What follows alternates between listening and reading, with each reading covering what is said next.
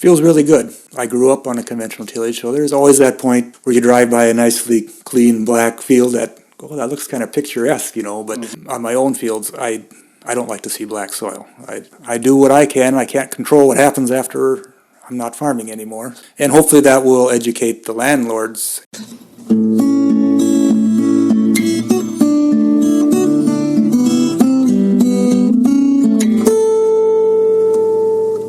Welcome to the 295th installment of Ear to the Ground, the Land Stewardship Project's podcast on family farming, regenerative agriculture, regional food systems, and local democracy.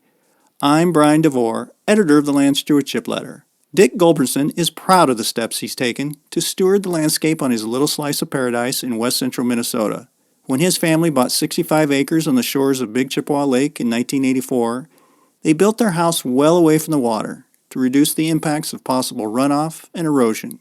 Much of the land is in trees, and there's a creek running through it, along with tiny pothole wetlands that can be swarming with waterfowl during migrations.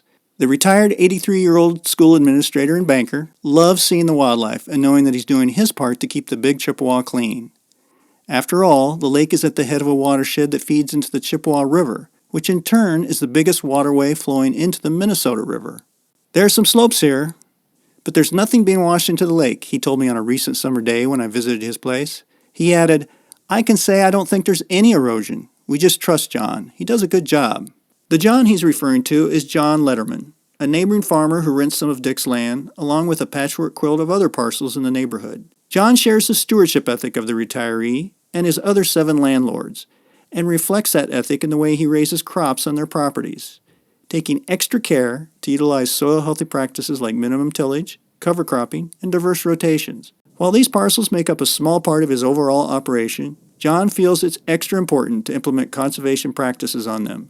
He farms 800 owned acres and rents an additional 350 from the 8 landlords. The parcels are tucked away in amongst pothole wetlands, lakes, and stands of trees, making for a lot of smaller fields. He's got a couple parcels that are 1.5 acres in size, and one 15-acre rental farm that's broken up into 4 or 5 different fields. At a time when many crop producers prefer to farm fields hundreds of acres in size, John has carved out a niche dealing with the odd corners that are tucked in among lakes, wetlands, and woodlands. They may not lend themselves to efficient use of big equipment, but this piecemeal farming has allowed him to do his part to take care of the landscape in his community, while experimenting with new practices and exposing landowners to the long-term benefits of working lands conservation. John has taken a methodical approach to adopting soil health practices. He started farming in 1987 and has always raised corn, soybeans, and wheat. Back in the 1990s, he tried no-till and a form of conservation tillage called ridge-till, but had problems with reduced yields, among other things. However, John was always drawn to the idea of disturbing the soil less and building up his structure in a way that it cut erosion and runoff. And the fewer passes required in a minimally tilled field can produce big savings in terms of the fuel burned and time spent in the tractor seat. In 2011, John began utilizing a conservation tillage system called strip till and added cover cropping into the mix. Within the first year of adopting these practices, he got what he calls a convincer that he was on the right path while taking an evening walk in one of his fields. During the height of the growing season, John gave me a tour of his fields, where the benefits of cover cropping and minimum tillage were quite evident. He plants his cash crops straight into standing cover crops, a method called planting green. He's very pleased with how this technique builds soil, suppresses weeds, and reduces the number of equipment passes he takes over each field. After our field tour, John sat down to talk to me about the importance of communicating well with landowners when trying out new soil health practices.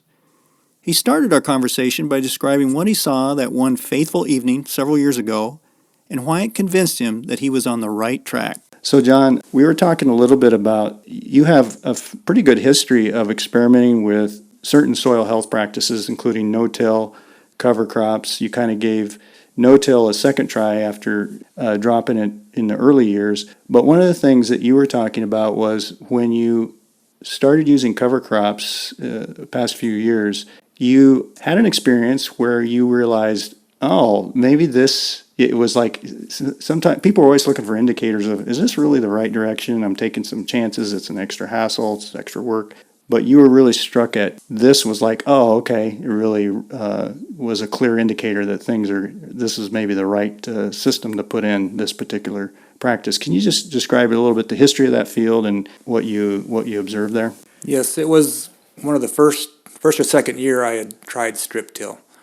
And so I had a wheat field that after wheat harvest, I planted a cover crop on 30 acres, and the rest of the field I did my conventional way where I chisel plowed it right after harvest, and then probably later in September field cultivated it. But on the 30 acres, I planted a cover crop, probably peas and radishes, I believe.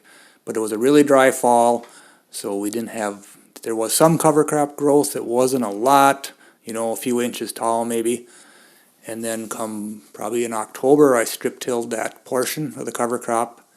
And then the next year I planted corn. And one evening the corn was 2 to 4 inches tall, and we had a heavy rain, like 3 inches in a short amount of time.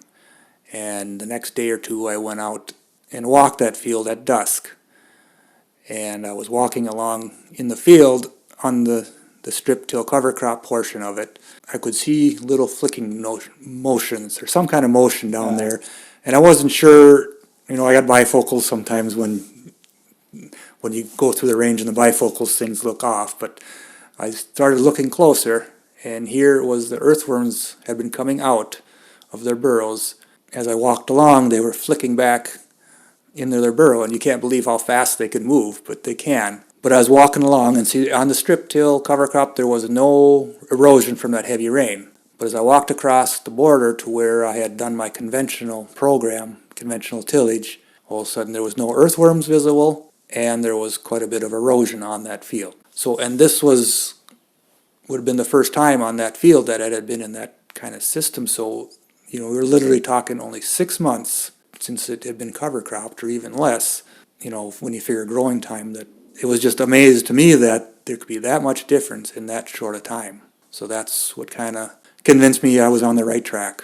That really was a convincer for you, because you probably maybe were wondering, but that really convinced you. Especially on the cover crop, I was pretty sold on the strip till, or pretty sure on the strip till, but it really, as far as the cover crop, it kind of got me to at least keep experimenting and pushing it further. Well, that's really interesting that you bring that up about the earthworms and the middens. So you just took me out to one of your cornfields that you had planted green. You had standing rye in it. You went in and planted green, and the corn's looking great, shoulder high, and here we are in the second week of July, year that's been pretty delayed otherwise, but it looked great. And then also what I noticed was that rye was kind of the biological activity in the soil had kind of eaten it up. It had really kind of got worked into the soil. But the other thing I noticed was there was a little midden, and you uncovered that, and we saw moisture. And so that really, to me, struck. It's like, boy, we really got some,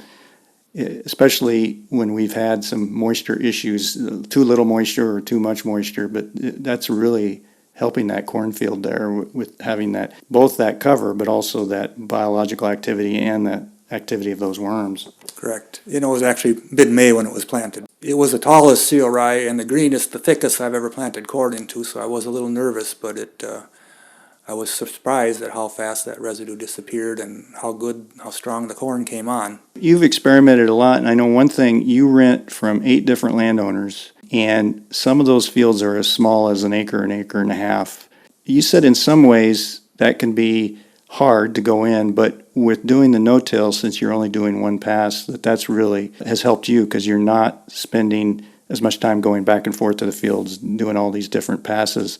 And also that it sounds like it's helped you, maybe when you do want to experiment, you can experiment on a small field and see how it works. Yeah, those small fields are inefficient. You're turning back around on yourself, and you can limit your times in that field. That helps a lot, and it does. I like to keep my experiments small, so if I make any big mistakes, that it's in a small scale. So I have done some experimenting on those fields that have worked, and then I moved them on to my bigger fields. With your landlords, and we just visited one of your landlords here, just a couple miles from here, and he really went on about how much he appreciates what you're doing, the cover cropping and the no-till, and you can tell he really cares about this little piece of paradise that he has, and he really really appreciates the fact that the part that he can't really manage, the farming part of it, that you're stewarding that well and doing the soil health practices and that kind of thing. It sounds like that's something that's really important to you. And I think you said something that was really key in that you want to keep those pieces of land and you hope that people will rent them out to you because you're doing some of these soil health practices. But that even if you did not have that land, you feel like, well, at least I'm setting that soil health up for the future, so that at least I'm doing my part of it.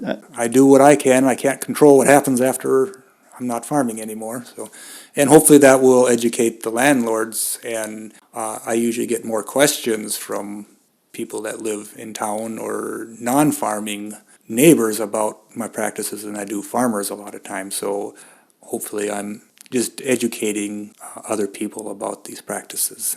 Well, and that makes a good point. You had some advice for somebody who might be a farmer who's looking to rent land and maybe wants to use some of these practices. You had some good advice, I think, for how to maybe talk to landowners about how to, get them to see the value of putting up with some of these practices. Well, first of all, I think you need to educate your landlord or find out how they feel about it first. But send them to LSP, their newsletter, or any other article or just a YouTube video that can help them help explain the benefits of some of these practices.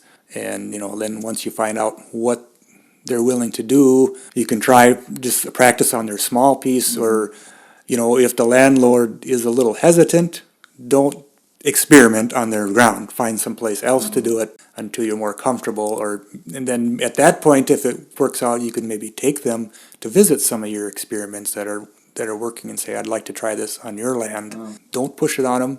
Make them comfortable. And if they're on board, and if the landlord is actually pushing it, great, But still, just keep your experiments small, because not only you have to worry about how it affects your operation. If you have a disaster on their land, they may not view that in a positive way, even though they may have been on board before. If they live by the field, they may be driving by it more often than you do. That's a good point. I was struck by that. Dick is right. He's got his garden and his house right there, and your bean field is right there on both sides of the driveway. So he's seeing that every day. So have you used many like NRCS programs or anything to adopt some of these practices? Yes, I was on CSP for, would have been 10 years. I think I went through 2 cycles, so now I'm done. And I've done a little bit of equip, but not a lot as far as cover crops.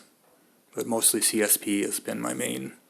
And I'm not receiving any help on it. Was the CSP program helpful for you? Or? Yes, it was. It probably gave me those dollars to say, well, okay, this is a little extra money. I'm doing a few practices to get that benefit, but in the same point, that was a little extra money that I could experiment with some of the cover crops and the no-till. Because it is a cost. It's a cost, but I think it pays for itself in the long run. Yeah. Even though I don't graze my covers right now, I still believe long-term benefit is there. Yeah. Or even relatively short-term, within 2 to 3 years, I think it's there, if you can manage it correctly. When you're driving around and you get the cover crops in, I know every year doesn't work maybe as well as you'd like. The weather is the king, and it can really rule how you put that system in, get that in. But when you are able to get it in and you're able to drive around in the fall, both past your rented acres and your own acres, how does that make you feel to kind of see that both in no-till and in cover crops? It feels really good. There's I grew up on a conventional tillage, so there's always that point where you drive by a nicely clean black field that looks kind of picturesque, but on my own fields, I don't like to see black soil. If I have to work a little bit area, I cringe in doing that, so.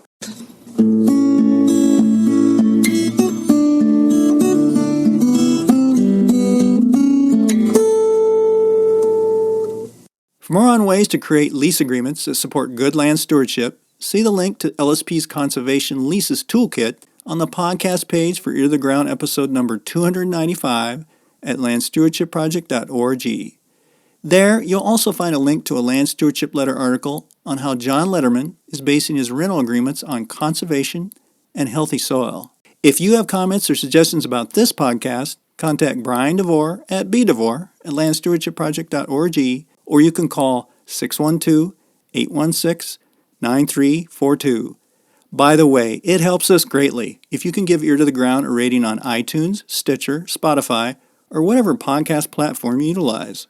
Thanks to Laura Borgendale, a Western Minnesota musician, for Ear to the Ground's theme music. And a special thank you to all of Land Stewardship Project's members who make initiatives such as this podcast possible. If you're not a member, visit landstewardshipproject.org to learn how you can support LSP. Thanks for listening.